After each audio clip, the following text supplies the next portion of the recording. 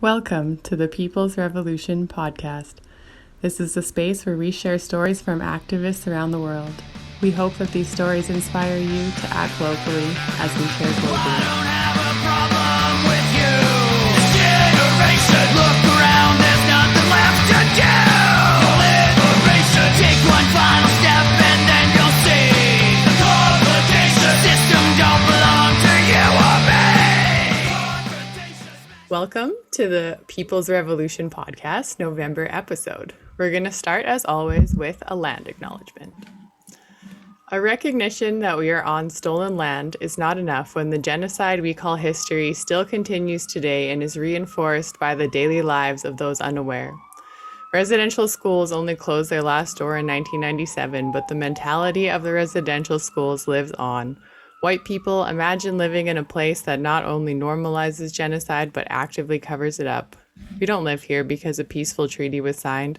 We live here because white people before us brutally pushed their way in. This includes our current government, RCMP, and church, and we need to acknowledge this and the harmful systems it brought with it before we can even attempt to create reconciliation. It is a privilege to not know that you are living in such a way that makes a genocidal reality seem like regular everyday life. I would still like to recognize that the stolen land I am speaking from is rightfully the home of the Blackfoot Nations and was forced to be the home of Treaty 7. This land is the traditional territories of the Blackfoot Nations, where the Siksika lived and practiced their oral traditions as far back as existence goes. These nations are Siksika, Kainai, and Piikani. Treaty 7 was signed on September 22nd, 1877 in a brutally unethical way. This treaty was not upheld. Treaty 7 includes the Tsuut'ina Nation, the Stoney Nakoda Nations, and the Métis Nation of Region 3.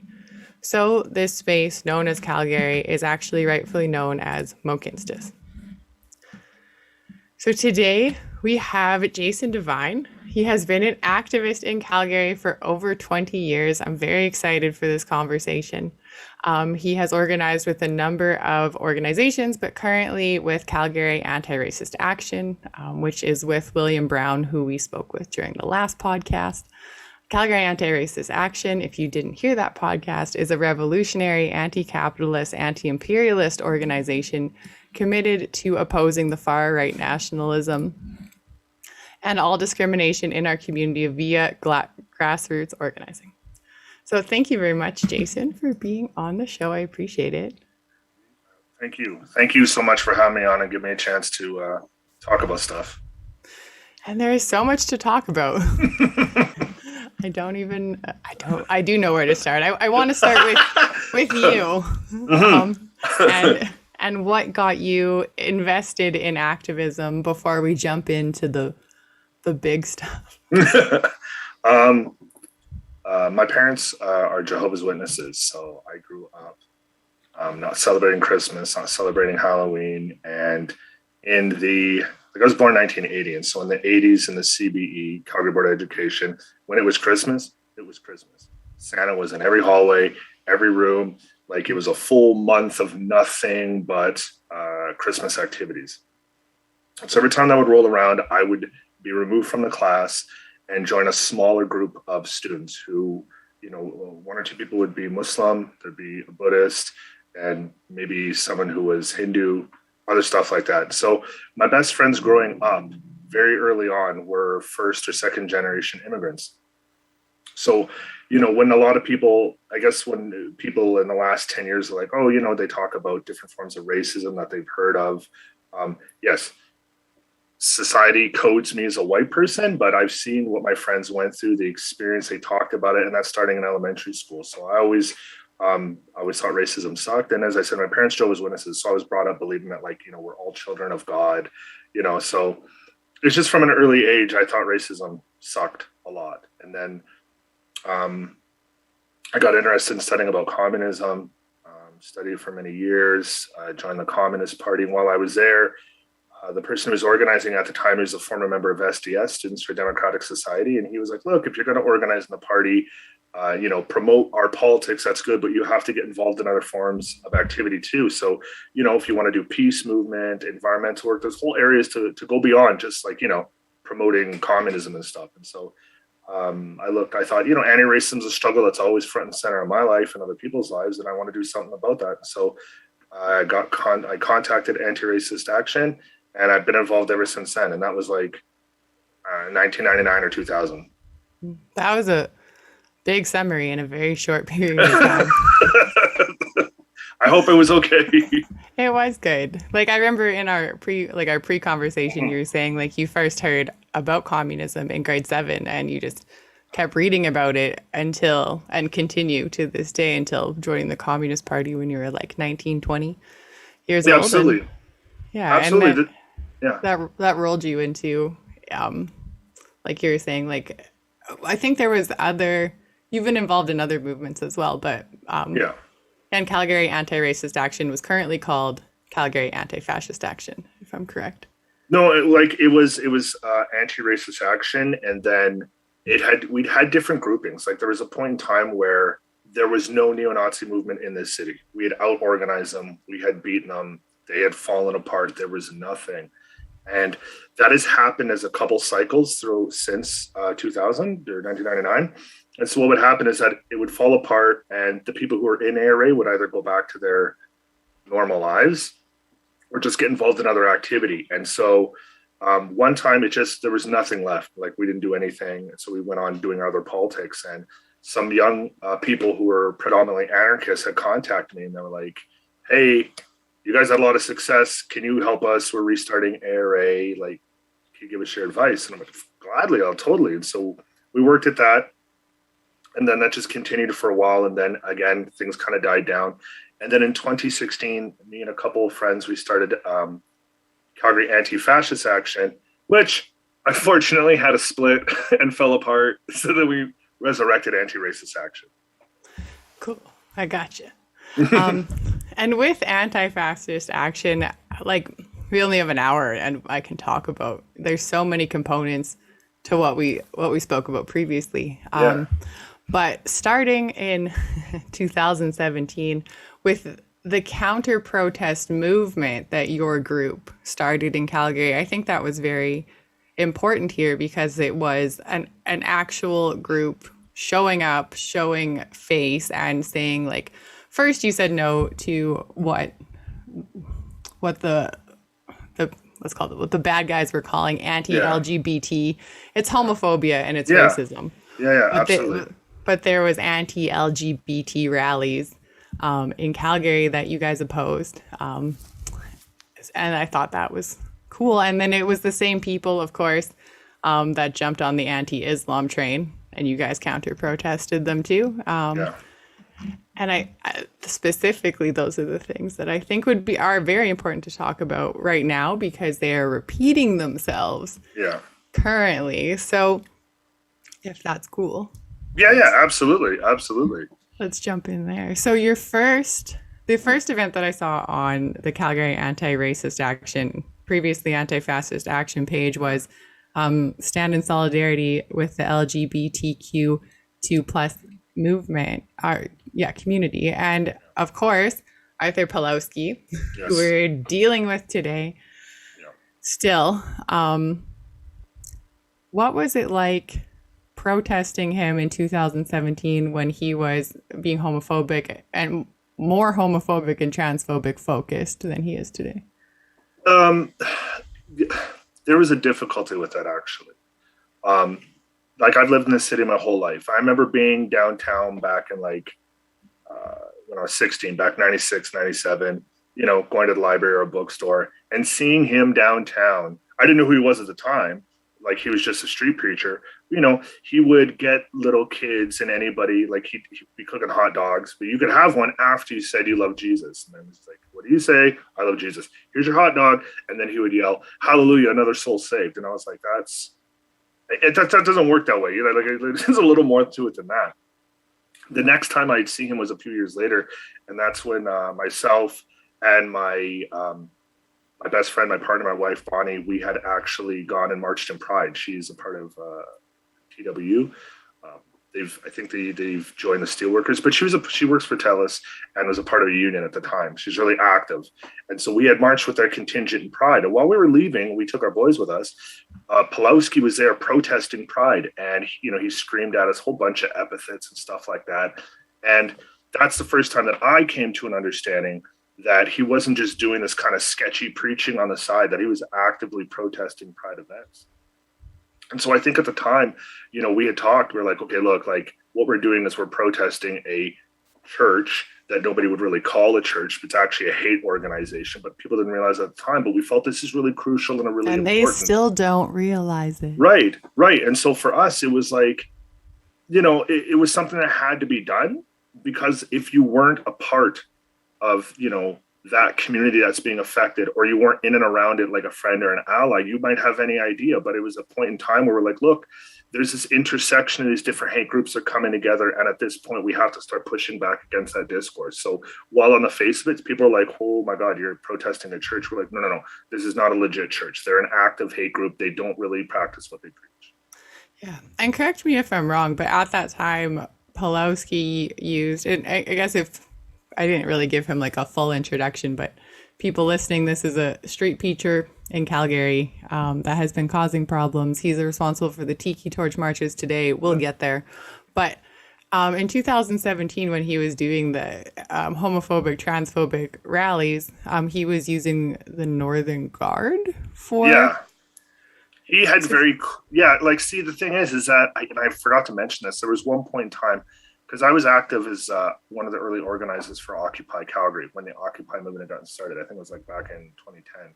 And he, at that time, City Hall was rightfully going after him for harassing people. And the way they did it is that he had his speakers out and he was going above the sound limits instead of trying to go at him. And he had showed up trying to get people to support him.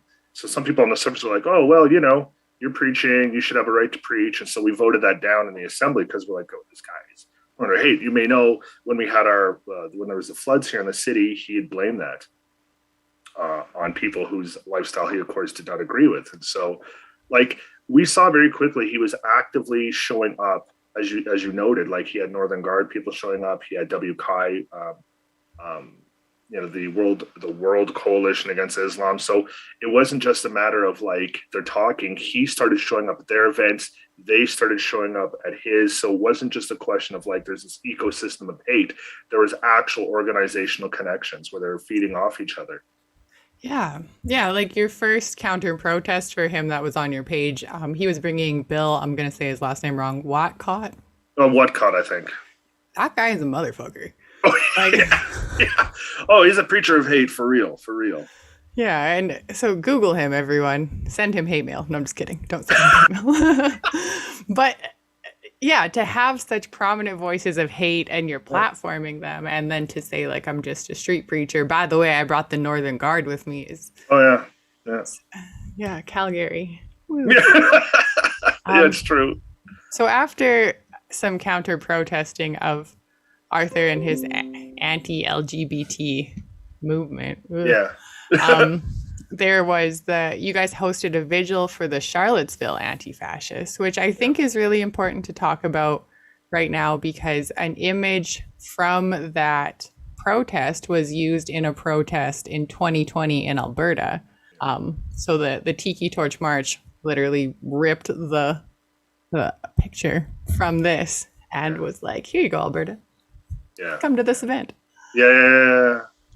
The thing is for us, like I know for myself and for others, our anti-fascism, our anti-racism has always been internationalist in perspective.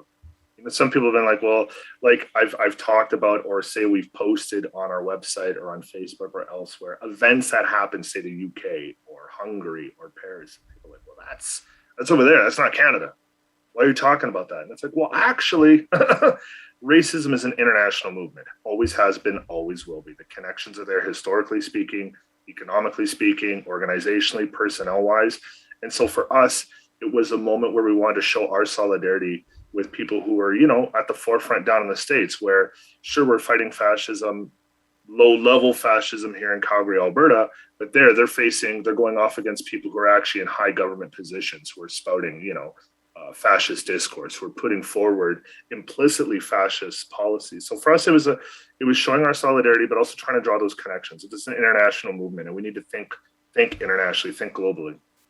Yeah. And honestly, taking like 10, 20 minutes to look at the fascists in our current environment, they do connect. Yeah. And so it's really important for the anti-fascist movement to also be doing that. So that's sick that you guys are doing that. I have been. You're awesome. And yeah, again, the image from, if people listening to this haven't seen it, I'm sure Google it. Just Google Charlottesville tiki torches and it'll come up. But unfortunately, the same organizer who we were just speaking of, Arthur Pawlowski, decided to take that specific image last year and use it to promote tiki torch rallies that he was hosting in Alberta. And then he claimed he didn't know where that image came from. Yeah. No, it's the thing. It's classic dog whistling, right? I was just talking with some students today, and I said the thing. No, it wasn't students. It was a couple teachers. We're talking about like how things are here in North America and in Calgary.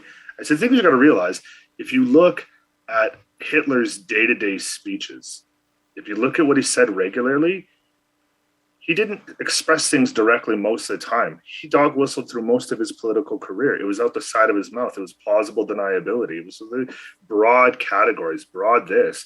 I think what was distressing, at least for myself, wasn't just the fact that Pawlowski was using euphemism and dog whistling. It was that it was so outright there. That was clear. As you said, yeah, you didn't know what you were doing. Come on, you knew exactly what you were doing. And that he felt he could get away with it, and he did.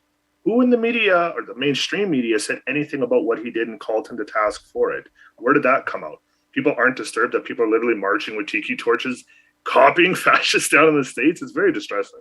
No, I think only there was very few news stations that were distressed. The other ones, news stations, were like, we're not sure if the tiki torches are racist or not. Like, oh, wow.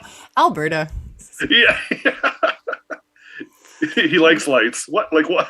Yeah, he needs it to be warm. So in 2017, continuing worldwide coalition against Islam comes on the scene. And you guys start counter-protesting them, who is the preacher for Worldwide Coalition Against Islam? It's Arthur Pawlowski. Yeah. Of course. How did those counter-protests, not just for Worldwide Coalition Against Islam, but you had another one for the Guardians of Alberta? Yes. Terrible name. How did those counter-protests, what was that like for you? There was one protest where I think it was either the 3%ers or Northern Guard. I forget the group that they had, but they had, there were 70 people on their side. Like, I think there's one of the times where Sandra Solomon had shown up, like vicious Islamophobe. Joey DeLuca, W. Kai was there. Their people were there. Pawlowski and his people were there. So the street church people were there. Lots of people. And then they had these other people that were there. Like I said, 3%ers of Northern Guard. And these guys had shown up, and they had like cattle prods with them, stun guns with them. 3%ers. I went to that. I was like, what the fuck is this? Yeah, you remember that? Like, they were straight up armed, and the police didn't do nothing, didn't question them, didn't. They were like zapping them too. Oh yeah. They were like resting on us if it was a cannon. It's like, that's not legal.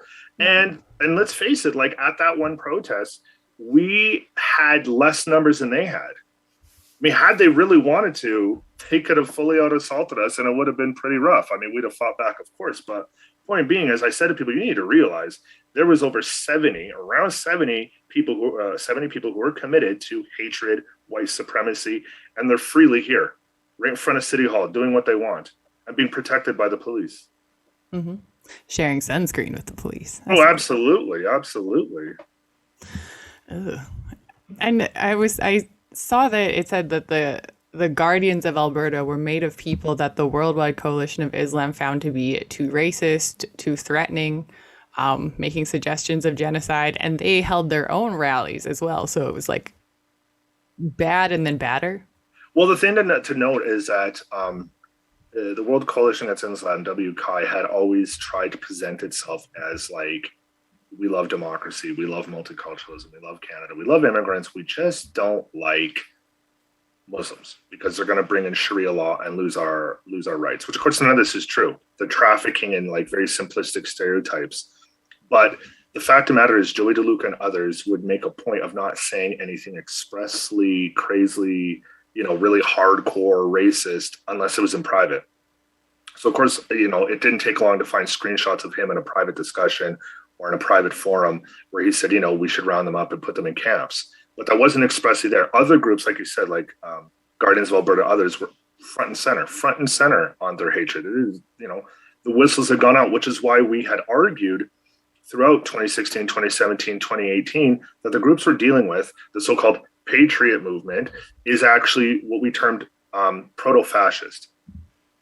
So years ago, when I was, when we were organizing previously before 2016, the groups we deal with would be mainly neo-Nazis, Aryan Guard, Blood and Honor, people who are committed to that, like my head shaven, swastika, I got the white, the white laces, combat boots and all that stuff, people who are expressly committed to it. When you come into this so-called Patriot movement, it was proto-fascist. You undoubtedly had people in there who really confused, amorphous, but the logic of their actions, of their discourse, and the positions they're put in impelled them. So that sooner or later, a number of these individuals openly either moved to expressly genocidal intentions, or they always had it and were just compelled to say it out loud over time. Which, of course, as the movement moved in that direction, of course, people fell away. There's ignorant people who joined thinking, well, this is some sort of protest movement for civil rights or whatever. Then they realize, oh, I don't want to be expressly a genocidal racist. There's a lot of crypto fascists out there. People in Calgary today, if you have friends and family in the freedom movement, please guide them towards these forums. Like, I can guarantee you will find the people leading these movements saying very similar things about the current climate. Absolutely. I think we were at Memorial Park one time protesting against Chris Sky, and there was a handout detailing his anti-Semitism and his Holocaust denial, and people were like, really? I don't know if he said that. And you're like, well, I don't know what more to say to you. Like, yeah. And then Rebel Media, of all people, which I see that you protested against too. Good job. Yeah. Actually gave him a platform and read to him his own words on what he said. And he flipped out, got up, and left and told Rebel Media to go fuck themselves. Yeah. Which, if you're that far right that you're telling Rebel Media to screw off, then, buddy. Yeah. But yeah, people don't believe it, which is no, they don't. And I mean, a part of it is, I think we're dealing with a mass of people here who suffer from hard confirmation bias, and they pick up on things that they want that's going to confirm their preconceived notions. And a lot of this is just white backlash.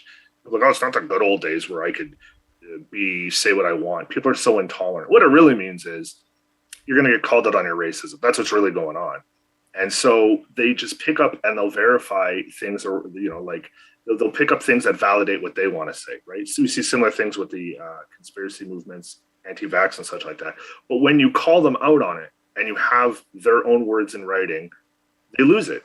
And you end up in this rabbit hole of like complete denial. I didn't say that. Oh, no, that's doctored. That's not real. I don't believe it. Obviously, this is Antifa agents have created this and posted as it can't be real. Like, and the thing is that points out that unless you have a personal connection with these people, you can't debate them, and you really shouldn't try. Mm-hmm. Yeah, I mean, and it's shown in the freedom movement in Alberta today. Like, they're split in two because they believe that one side is the Illuminati and the other side is the real side, and they both believe that about each other. And at the end of the day, it's just conspiracy after. Absolutely.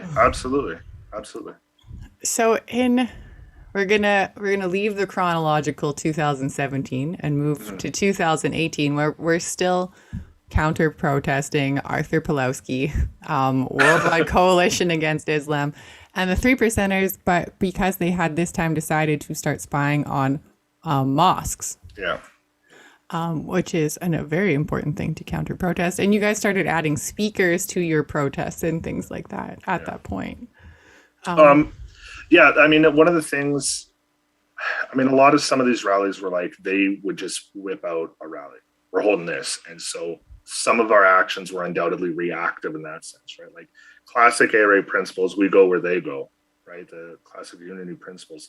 But the way that I've always tried to organize, you always try to reach out, form alliances, form real coalitions, talk to people who are from those affected communities, if at all possible. Reach out, see who you can get there, show people, because it's always been my dream that anti-racism and the anti-racist movement in Calgary could be the basis or a platform from which to spring forward to creating a type of activist culture where we can have different movements, organizations, parties, and groups. Like, we used to rally against the neo-Nazis for over a decade on the International Day for the Elimination of Racial Discrimination, and even went, because they would try to hold a White Pride Worldwide march. And so we would counter that demonstration. So even when they didn't march, I was like, we should do it anyways, because we should mark the day. We should, have people talking, have stuff like that. And so we tried to keep it each year. But, over time it gets tiring, like to hold a rally every single year, and maybe don't get support. And I think a lot of people, especially in this city, I think a lot of people are viscerally against racism. They're against, this type of ignorant hatred. But like most people, they want to live a nice, peaceful life, and that's understandable. Peace is a very healthy instinct, and I think a lot of people are like, oh, there doesn't seem to be a mass hatred movement, so I can go back to my life and I'm not troubled by it. And I understand that. But the fact is, we have to always be vigilant. Mm-hmm. Yeah. And I can imagine it would have been like a big change for people to see, like, the previous to like 2016, 15, like when there was literal neo-Nazis marching in the street. And I forget what year it was, but one year Calgary just decided to kick the living shit out of them. Like, they came out, and everybody came out, and like there was a clash of ideas that forced the Nazis back into hiding, basically. Absolutely. Yeah. It was, and after that, when you see literal neo-Nazis versus when you see like a street preacher, one seems a lot less harmful than the other, but they're both equally as harmful. Right. And that's the difficulty of it, is that this was a more complex phenomenon we're dealing with, because one of the arguments or discussions we had to have with people were, look, you could be critical of Islam like you could be critical of Christianity or Buddhism, but these people we're dealing with aren't theologians. This is a theological debate. They're peddlers of hatred. They're preachers of hatred. And so you're trying to explain to people, like, no. If you're an Islamophobe, you're actually racist, and here's why. But that gets into a complex discussion with people, like, what's discourse? Average person does not understand what discourse is. They don't. People use it. They live in a world of discourse, but trying to explain, well, the logic of the language used over time leads to this. So it was a really lot of complex discussions. And like you said, it's not as visceral. It's not as stark as just protesting a gang of white dudes who are zig-heiling out in the street. That's quick. That's easy. Okay, I see what's going on. Somebody needs to do something. This, people are like, maybe they're confused. Maybe there's something valid about it. It was a lot more intensive discussions with people. Mm-hmm. Yeah. And I want to tie it all into this year, but before we tie it all into this year, I want to get into the crazy shit that we haven't discussed yet. So back in the day. That's awesome. When Jason was doing really well, he was making some neo-Nazis very angry. Mm-hmm. And they expressed their anger by coming to your home a few times. These are things that you can search. There's a couple like CBC and other news articles on it if this interests you more. But do you want to take it from here, Jason? Yeah, sure. They had first... there was a neo-Nazi who was a member of a group called Western Canada for Us, right? And their goal was to buy some land in Alberta and create like a white homeland base and try to grow from there. And they had members stretching from Calgary to Edmonton. Now, we had gotten some intel out of ARA Toronto, one of the chapters out there, had found out where they were holding a meeting and where this one of the main organizers lived. This person was Glenn Barr. And so while they went to their meeting, we decided we don't have the numbers to protest this meeting out. Like, this is out in like this person was living in Red Deer. So instead, what we did is we found out exactly, confirmed where he lived, and then we posted every single lamppost in a mile radius from his house. So by the time he came back from his meeting, he was fired. And by that, not just fired from his job, he was kicked out. So he was homeless and had no job. Now, initially at the time, there were a lot of people that were like, oh, look, you're causing harm or hatred or whatever. No, he was a confirmed person, confirmed, neo-Nazi. He ended up moving to Edmonton. Later, the hate crimes unit raided his house. He got shipped to BC for hate crimes, but that's another story. But at that time, a website was started called the Fuck Jason Devine website, which had photos of me, said other stuff. I'll be honest, when I first started organizing, they said I was a race traitor. Then they said I was Native. Then they said I was Cherokee specifically. And finally, they said, I'm clearly Jewish. Look at my nose. So none of those are clearly, I don't take those as insults. I don't think it's an insult to be called a Jewish person or a Native person or whichever. And I certainly don't think being... It just swung in every direction. Oh, yeah. No, they're like, well, because it's funny that people who believe in this blood theory of race, it's so malleable. They'll take your race away from you when they want. But it's no insult to be a race traitor anyway. So that was some of the first stuff. So some of the people who were in WCFU, Western Canada for Us, ended up helping to organize the Aryan Guard. So I had gotten threats online, insults, pictures attacking me and stuff like that. Eventually, when Aryan Guard, like WCFU fell apart, Aryan Guard starts up. They're organizing. We're counter demonstrating. They had found out where we lived at the time, Bonnie, myself, and our boys.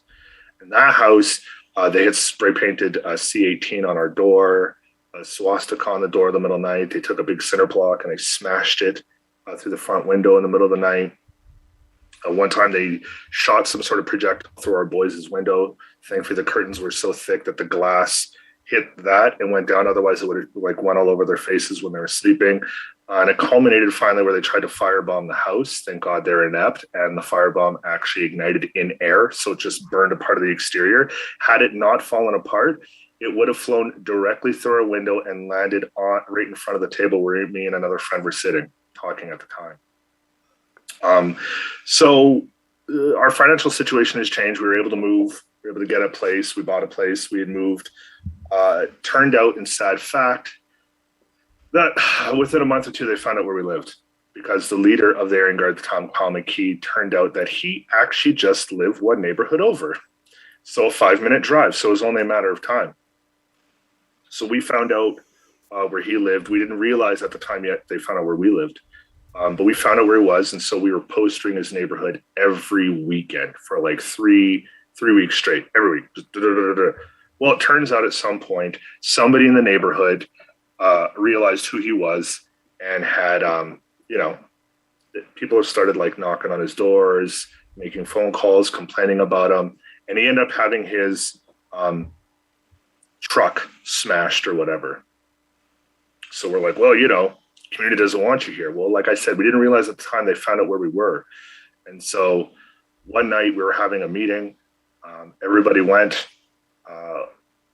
Bonnie went to bed. The boys went to bed. I stayed up with a friend talking. And around, I think, 1 or 2 in the morning, we're sitting at the table talking. And all of a sudden, there's a bang. Like a bang. And all of a sudden, this tromping up the stairs. Like, and I knew what it was. I knew absolutely what it was.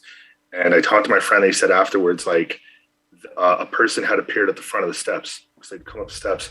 And he said, I got up and I said, it's the motherfucking Nazis and they're going to try and kill us. So I rushed across the kitchen. I stood up, I rushed across the kitchen. I grabbed the first person. I slammed him in the fridge. I started punching him. And that's when they hit me over the head with a lead pipe or a bat or a hammer. I don't know what it was, but I dropped. And there was about, I believe, if I can remember, six to 8, 7. I don't know how many people. It was at least over 6 people, or at least 6. 7 or 8. So a group of them were on me, beating me. And like I said, they have hammers, pipes, bats. 2 went over and attacked my friend who was also an ARA. He had a metal plate put in his forearm. They fractured his collarbone. He had to have stitches in his head. After they were done with him for like a minute or so, then they had the other group. They had everybody on me. So I had the majority of people on top of me. And then he had those, and then for a while. And so I was just trying to I was moving my hand, trying to protect my head and my hips at the same time. And you can see the pictures of bruises online. But there was a certain point where I thought I was going to die. And I wasn't afraid to die because I'd come to accept that. We'd gotten so many death threats over time on phone, email, online. It was like, okay, I'm going to die sooner or later. That's just life. But at that point, I was terrified I would never see my kids again. And I'm like, this is it, man. I am gone. Like and all of a sudden it was like, they got up, they left. The last person to leave had a hammer and he took a lot of swings at me, still beating me while everyone had left. One of them stayed behind beating me. I believe that was Kamaki. I believe that's the person I'd grabbed and hit. But like, I fell at this time. Bonnie had been like, she'd gotten on the phone. I was like, she'd woken up hearing like just hearing the screaming and stuff. So she'd, was throwing clothes on, phoning, getting help and stuff like that. Like when you turn a computer off and it goes like right black like that, I just like, boop. That's what it was like. Like my consciousness just like shutting off. I started passing out in and out and blood was pouring all over the place and stuff like that. After that had happened, before or after, sorry, there's been so many times. At that same place, they'd also again smashed in our front window with a cinder block. One time they had slashed the tires on our vehicle. We had quickly changed it. We thought we got it all, but they'd actually slashed not 3 tires, but 4. And so when Bonnie was with the boys driving on Deerfoot, a tire had popped and she almost like got in an accident. Thankfully, that got fixed. Back in 2016, either the Gardens of Alberta or somebody purporting to be them had slashed our tires again and spray painted GOA on the side of the van. So like for over 10 years, we had hate crimes against us and stuff like that. And there was one time we were shooting a documentary that was supposed to happen. We're on 17th Ave putting up posters, and Kyle McKee had seen us putting up posters. And so he'd driven to his house with a friend of his, and they came back with baseball bats and ski masks on. And so he'd seen us, and when he came by, he was like tapping on the door, hanging out the window, smiling with a ski mask on, tapping it. And I was like, I turned because I seen this guy get in his car. I'm like, yo, do you want to like, pay attention, stuff might happen, right? And this is being recorded at the same time. So I'm like, okay, what's going on? What are we going to do? And he's like, hey, how you doing, Jason? She never visited your house. You should watch yourself. This is all recorded. He drives off. I phone the police and I'm like, okay, I'm reporting this guy, right? Funny thing is I find out later in court that a police officer had been following him the whole time. Police officer had been following him while he was driving down 17th Ave, followed him to his home, followed him and watched him the whole time he had done this. So I don't know when he was planning on getting out. Like if he had just gotten out of his thing and chased me with a bat or gone at me with a bat and I had to fend for myself while he has a bat, was this officer going to do anything? I don't know. But he only got like 3 months for threatening me with a baseball bat and punching out a teenage girl's front teeth. He got 3 months for that. It's not enough. Well, I mean, that guy, he tried to kill, Arian Guard had a split one time, and he tried to kill one of them with a nail bomb.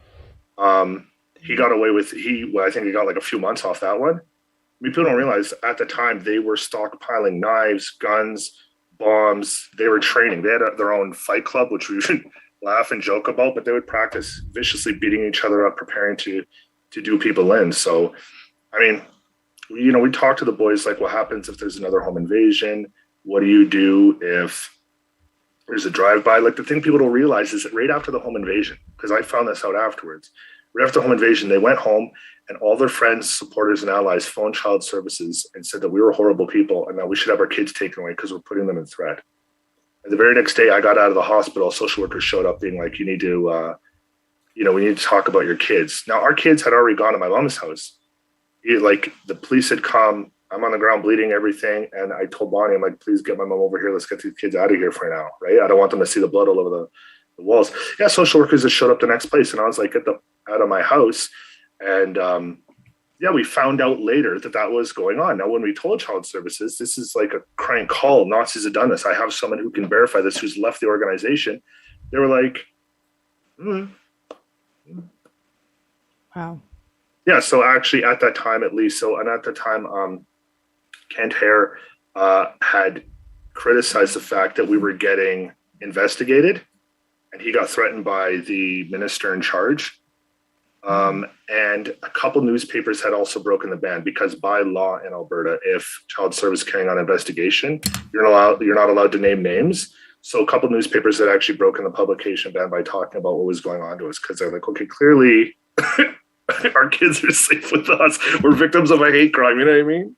Yeah. Yeah. Like, if there's a police report of neo-Nazis attacking you consistently, and child services are like, are you the bad guys? Yeah, I'm not sure. I know. Holy No, moly. it was rough. It was rough. So like, and I don't know if I mentioned before, but we eventually moved. And so like, we moved, I think almost 3 years ago now. So that was the first time in over a decade where,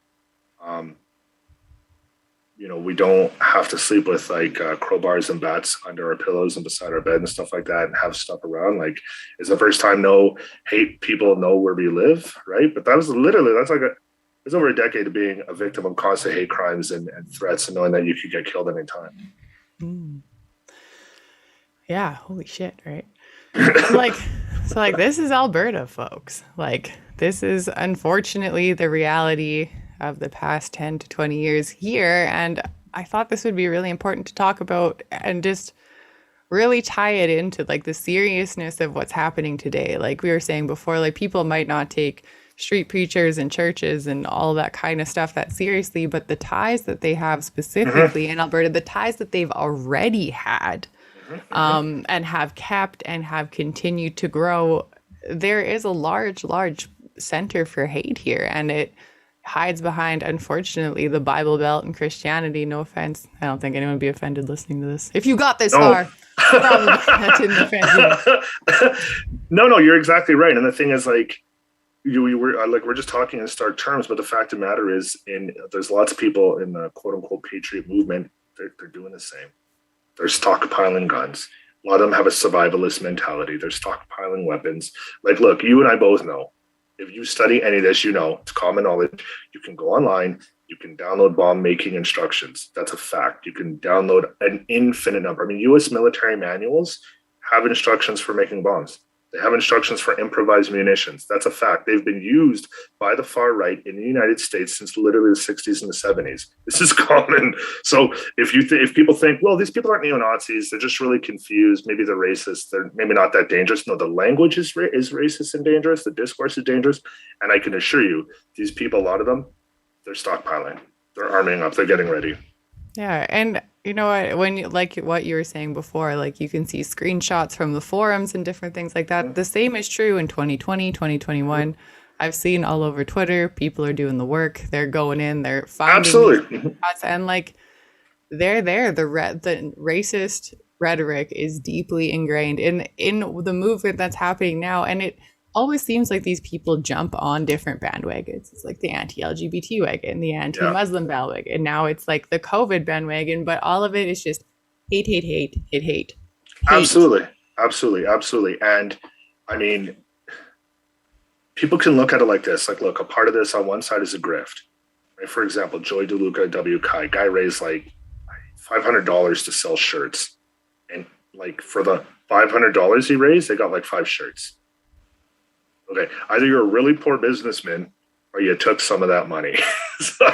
So it doesn't matter at the end of the day whether the organizer or the spokesperson is a grifter, and they're just, like you said, and you're rightfully, they're jumping from cause to cause and making connections. It doesn't matter if they're doing that because that's the next product to sell. What really matters at the end of the day, there's a base of people who are latching onto this or doing something, right? Look at the People's Party of Canada. Sure, Bernier's completely an opportunist, completely grifting the hell out of people, undoubtedly. But the real danger are the people voting for him, who are sending that money, who are spending the time, the actual foot soldiers who are taking the time to put those signs up, to hand out leaflets and pamphlets. That is the terrifying part, not the leadership. Yeah, because, it took me 5 minutes to look on the People's Party website and be like, wow, this is racist as shit. Yeah. Like, I don't know what you're not seeing, but I see it. Absolutely. Yeah. Is there anything about 2020, 2021 with all everything that's happening that gives you hope, a little bit more hope than the years before? Or is there anything that's like, you're like, oh, it's going the other way? Like, this is worse. I mean, I think in giving a prognosis or an estimation, right? And I can say this as all the years of organizing, and I can say this let's take a small example. It would be frankly dishonest for any professor, or any teacher to say, I have an absolutely objective system and clear criteria on marking. Bullshit. Every single person who grades work, who gives an estimation, is colored by how they're doing that day on some level. Maybe I'm not feeling well. Maybe I'm not thinking clearly. Maybe I'm just really tired. Maybe how I interpret this criteria is slightly different than how the student did it, right? So I think when we give estimations, political estimations, prognosis estimations, there's a struggle. How do we separate how we're feeling? Because you can be really sad and depressed and be like, oh man, we're going to hell in a handbasket. But like, you still like, I think a point you raise is, how can we be balanced? Where are those shoots of positivity coming up, even if the soil is really negative and racist and structurally horrible, right?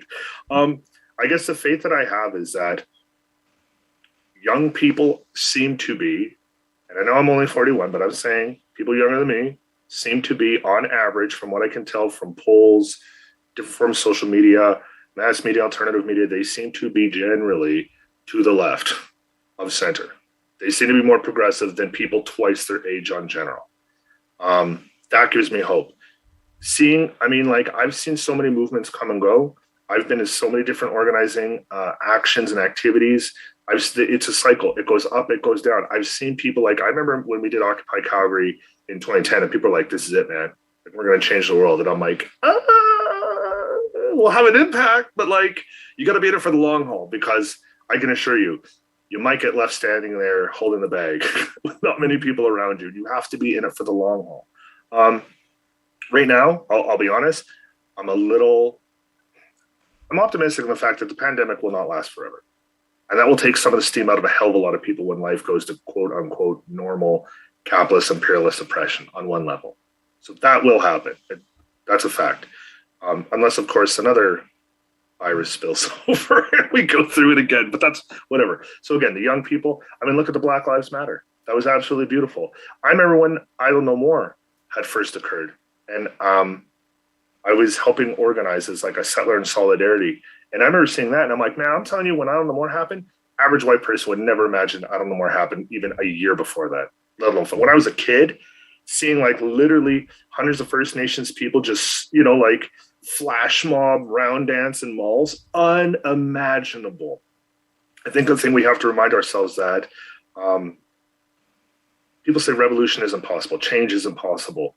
But if you look at, say, the example of France and the Great French Revolution, I can assure you, a year before that revolution broke out, under the Ancien regime, under Louis Capet, the Catholic Church, nobody would have believed they were going to take that king's head and institute some form of democracy. Nobody would have believed it. So I think the struggle is how to stay positive. There are things that make me positive. Things that make me pessimistic, though, the amount of votes that the PPC got, that's terrifying. Like I said, It was a lot. I told someone the other day, I said, what people don't realize and don't want to think about, honestly, what did they get? Was it 800,000 votes? Do you know how many votes PPC got? Yeah, it was just above that. Right. So let's take those people and let's take the other people who probably voted for conservative, any other right-wing fringe whack job organization. Let's take their friends and supporters, take all that together. Let's shave off maybe some people who are confused. At the end of the day, there's probably over 1 million people in this country who are fascists, crypto or not, who are walking around and would love to see people like you and me in a camp or in a grave. We have to be honest about this. You've read the PPC platform. They want stuff. They don't want to go back in time about 50 years. Mm-hmm. They want to see people of color put in their place, their rights restricted. They hate people who are left-wing. That's a fact of the matter. And I know people don't want to hear that, but people need to be honest with themselves. The global right wing is more powerful than ever, right? Look what happened January 6th, the attack on the Capitol. Look at Viktor Orban in Hungary. Look at the ongoing civil war in the Ukraine, for God's sakes. They have outright fascist members of their parliament, people who've been integrated into their armed forces. It's frankly a bit terrifying, honestly, if you look at how bad it is. But again, fascism isn't forever. We've won before, we can win again. So I think there's lots to be positive for, but we have to always maintain vigilance.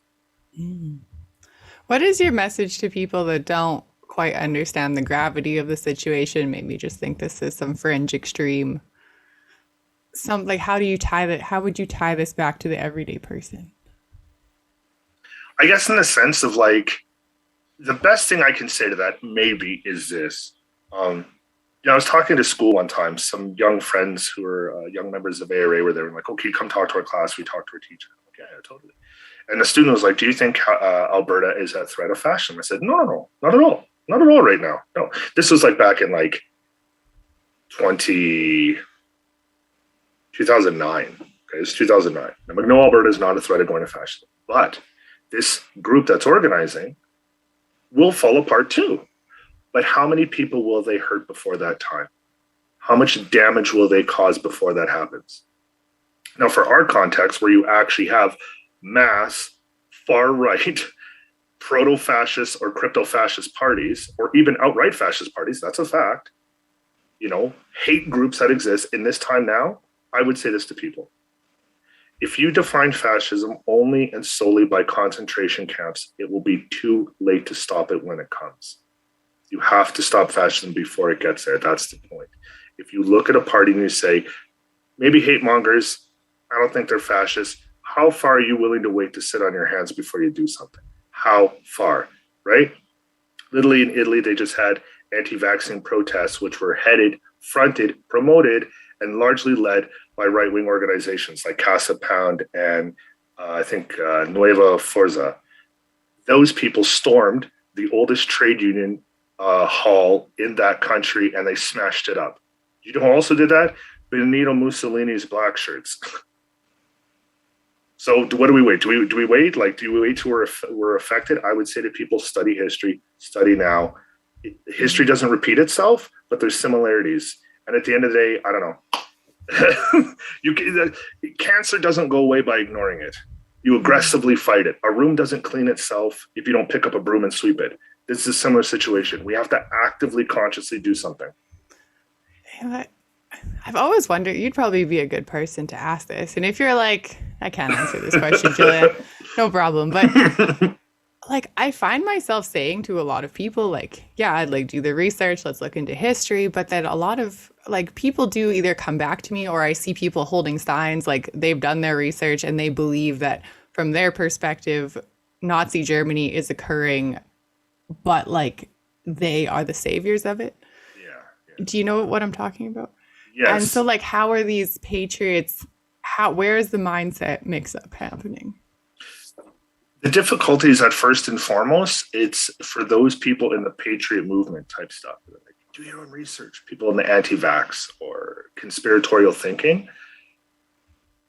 One, they don't know how to do research because doing research means looking at data that disproves your theory. That's first and foremost. If you're only ever looking at stuff that you agree with, then you're a victim of confirmation bias. As I said, that's what they're suffering from. You have to be able to do it. So if you know some of that situation, then you start with what you have in common. You start with what they're saying that's like healthy and good, and you go from there and validate their feelings and then try to educate them on. It'd be the same thing as if you're dealing with a student who isn't having a good day and they're acting out and they're aggressive. You don't start off with, go to the office. You say, how are you feeling? What's going on? What's troubling you? How can I help? What do you need? You have to actively listen. If you don't have a personal connection with people that are that far gone, there's nothing you can do. Because doing the research means looking at things you don't agree with. It means looking at your opponent and considering, and above all, considering you might be wrong. You might be wrong. That's a good answer. Well, thank you. Is it okay? Is that okay? Does that make sense? Yeah, that's a really good answer, actually. And that's something I try and do, but not as often as I should. So this is good for me too. Well, the thing is, like, I'll be honest, like my aunt had ended up in the ICU a month or so ago. And I'd seen her on post on Facebook where she had come out. She's still in there, but she's like cognizant. They let her use her phone. And she was like, I know I respect people's choice, but like, please in the name of God, get vaccinated. And I was like, whoa, hold up. Didn't you mock my brother and me for getting vaccines?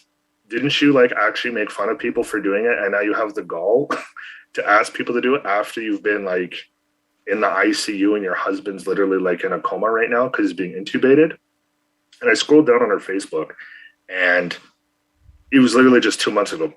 She posted memes making fun of people on vaccines. And I swear to God, I felt like screenshotting it and sending it to her being like, this you? You still believe this? But then I thought more, and I'm like, I gotta let that anger go. If she has opened up to an understanding, then I should respect that and applaud that. And maybe when I'm feeling not so bitter about the situation this province is in, when I'm more calm, then talk to her about that and promoting that and applauding that where that is, right? Because again, example, if you had a student who had done wrong and then they're doing good, should the teacher stand above them, bashing them over the head? Well, you did wrong last time. No. Validate what needs to be validated. Validate what needs to be validated. I like it. What can people do in Alberta to get involved in assisting in stopping the Patriot movement from exploding much further into and all the harm that it's causing? Any level of stopping it. One, like first and foremost, as we were just saying, like if you know anybody personally, like you have a personal connection, in the name of God, try your best to leverage that personal connection to work them out of it. Because in all honesty, the conspiracy movement, and this intersects with QAnon, it's very cultic thinking. Like I've studied cults for over 15 years. Many cults. I could talk for hours about cults, my friend. But one thing I'll tell you this. Cults are famous for being like, oh, they have a leader and the leader gives this like, this is going to happen in 5 years. And then it doesn't happen. And everybody thinks, people who have never been in a cult, or not in a cult, think, well, okay, if he says this is going to happen and then it doesn't, you'd be like, well, didn't happen. I don't believe you. Do you know what actually happens? They show study after study after study. When a cult leader makes a prediction and it doesn't happen, it actually strengthens the group more. Is that why QAnon made so many false predictions last year? Well, here's the thing. You know why cults actually fall apart? Because of internal strife and corruption. A leader dies and the people who are left, they split up. Who's getting what? Who's doing what? Sheer opportunism. The difficulty with QAnon, it's not a centralized cult. It's ubiquitous.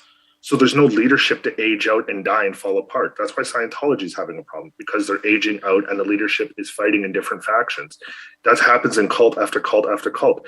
You look at the Children of God, or they unfortunately like end themselves like Jonestown. But my point being is there's real structural reasons. It doesn't come from light. You don't talk cults out of being cults. They tend to decompose. But with QAnon, it's decentralized, it's ubiquitous. Anybody can go on the net and I can download hours, reams and reams of conspiratorial thinking. So you have to have a personal connection. That's one thing you can do. Another thing is get involved in an organization that is combating this in different ways. So exposing it, even if someone literally just started like sharing pro-science, pro-vaccine, anti-conspiratorial stuff on their social media, right? So you're on Instagram, or you're on TikTok, or you're on Facebook, or you're on Twitter, slipping that in here and there, getting it out and normalizing it. I remember, you know, I have to say this, my friend, I'm 41. I never thought I would live at a time where people were protesting vaccines, okay? Because when I was a kid, that didn't exist. That did not exist. You got your vaccine. And if you didn't, it's because you legit had a health issue and you didn't do it. The concept that people be like, I don't vaccinate my kids for anything, not whooping cough, not rubella, not anything, like that's, okay, that's weird. You know what I mean? So join a group, reach out to family members, normalize that stuff in your everyday life that you can, educate yourself, organize, do a demonstration, do a protest. There's so many different ways. To really change society, you have to have a multi-pronged approach. And that means on an individual level, on a family level, group level, community level, national, it's all these different ways. So people shouldn't feel like I need to be out there counter protesting when they protest at a hospital. You should be if you can make it, but if you can't, that's okay too, because there's other ways. You can donate, you can help promote. There's many people who literally could not come to an ARA rally for the life of them because they were terrified, and that's okay. I remember one day I was finishing up in grad school. I was working on my MA and I'd taken this test, and I came back down on a C train through downtown, and an elderly Black woman came up to me and she's like, "You're Jason Devine." And I'm like, "I am." And she's like, "I want to say thank you for the rallies that you've been holding. And I said, well, you attended? And she's like, yes. And I said, well, let me thank you, because at the end of the day, if we don't have people attending it, there ain't no rally, right? So thank you so much. And then she asked me, she's like, I want to ask, am I okay? I said, what do you mean? He said, I know that the stuff that you face, the violence you face. I said, yes. And she's like, am I at risk for coming to a rally? I said, no, you're okay. That's why we try to be public, right? That's why we try to be public as ARA to show, like, if someone's gonna get hit us. Don't hit these people. She said, well, after the rally, I went out and I bought new curtains so I could be safe. But then she said, I've lived in this city my whole life and I've experienced racism all the time. It's one of the only times I felt that I could stand up and say what I want and say what I believe and not be treated poorly. And man, I had to bite my tongue. I felt like crying. I was like, well, I'm happy that you were able to feel welcome to do that. You know what I mean? But you see what I'm saying? She made it to one rally. That's the only time I've ever seen that lady in my entire life. There's other people I know could not go, but they would like put up a poster or they'd make a phone call or do an email. There's just so many things you can do to combat ignorance and hate in this society. It doesn't have to be front and center. Mm-hmm. Yeah. And actually, while you're saying this, it kind of came to me that, like, if combating it's not your thing, we still need positive solutions. Doesn't even have to be positive solutions. We just need people working towards solutions that aren't just like, I find a lot of people get a little burnt out because of the constant counter protest when in like there's other options. You can be working towards solutions. You could be working towards offering, like, the right offers solutions out the butt. Like, they have so many.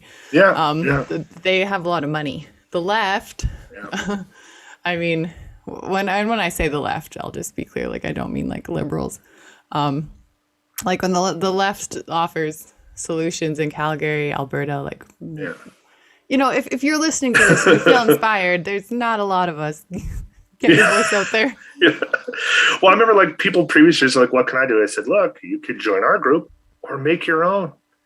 There's literally, as I think William has said before, there's no monopoly on anti-fascism in this city. And if we had more groups, all the better. The more groups we have, the more culture of anti-fascism, anti-racism we can create. And that's what's really necessary, right? Like, people can look at any of the great social movements we've ever had in history. There were people where they fundraised. There are people, they just did communications. There's a whole host of different activities. Yes, it'd be best if we could all do everything all the time, but that's not always humanly possible, and people shouldn't feel judged like that, So there's just lots that people could do, and I would encourage them to, not just do your research, but like maybe think to yourself, maybe you're wrong. Yeah. Maybe you don't know everything.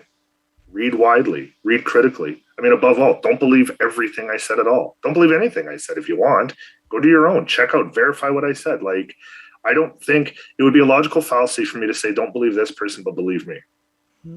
Yeah. Listen to what I'm saying. Judge me on how I said it and what I said. Look at the logicalness or not. Look at the empirical validity or not. That's what it comes down to it.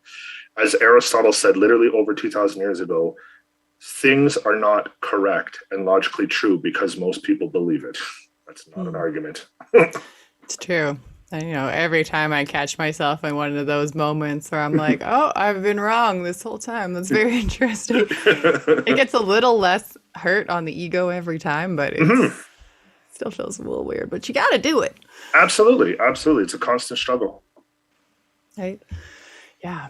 Well, yeah, I hope that this painted, for everyone listening, like a bigger picture of, like, the patriot movement is so loud and in your face right now, but there is a history to it. And the players are, like, I would say 65%, 70% the same. I was to guess. Oh, absolutely. And I think if we could just give a shit about one another. I have one more question for you, Jason. Yeah. What is your final statement for the people? It doesn't matter what your belief system is at the end of the day if it's pro-human, in the sense of like whatever great religion or great philosophy you feel you're following, at the end of the day, they're all agreed that the most important thing in life is not wealth, it's not power, it's helping your fellow human being at the end of the day. So if you define yourself, I don't care where you are on the spectrum at the end of the day, if you're a fascist and you believe that some people are unequal, then we can't have a discussion, and I'm going to work to organize against you. If, however, you believe that human beings are beautiful God's creations, or maybe you're an atheist and you're like, human beings are just some really advanced ape, that's cool too. But if you believe that people deserve to live, then we should do something. You know, it's like George Jackson's old saying, you know, there are children living right now, living poor, butchered half lives that didn't have to, and they could be saved.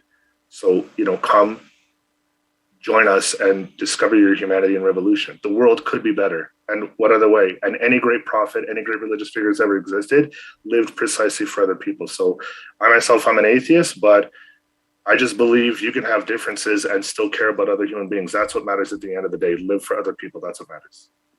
I love that. That's a beautiful way to end this. Well, that's awesome. Where can people find you? Just on Facebook, right? Calgary Anti-Racist Action? Yes, because I have a very busy, tiring life and I don't have time to be on everything else. No, it's good. Facebook's good. So you can check Jason out on Facebook. Yeah, totally. Cool. Well, thank you so much, Jason. I know we could have probably talked for at least another hour. I tried to really keep things concise, but I appreciate You're you. awesome. Maybe we'll try this again another time for the second. Anytime, my friend. You're awesome. Thank you so much for this opportunity to talk about, honestly, what are ever present and always important issues, really. Thank you so much. I love it. Thank you. Cut.